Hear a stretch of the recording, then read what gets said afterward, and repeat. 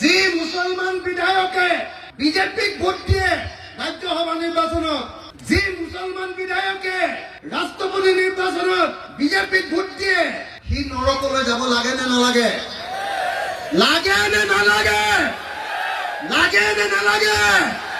লাগে নে নালাগে? মই কোনো বিধায়কৰ নাম নকওঁ, কিন্তু আপোনালোক সকলোৱে জানে AIDF আৰু কংগ্ৰেছৰ কোন কোন বিধায়কে হিমন্ত বিশ্ব শৰ্মাৰ লগত মনে মনে মিটিং পাতে। সকলোৱে জানে নে নাই?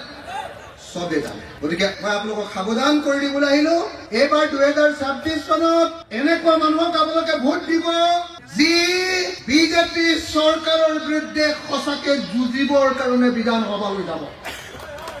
হয়নে নহয়? ইনকিলাব! ইনকিলাব!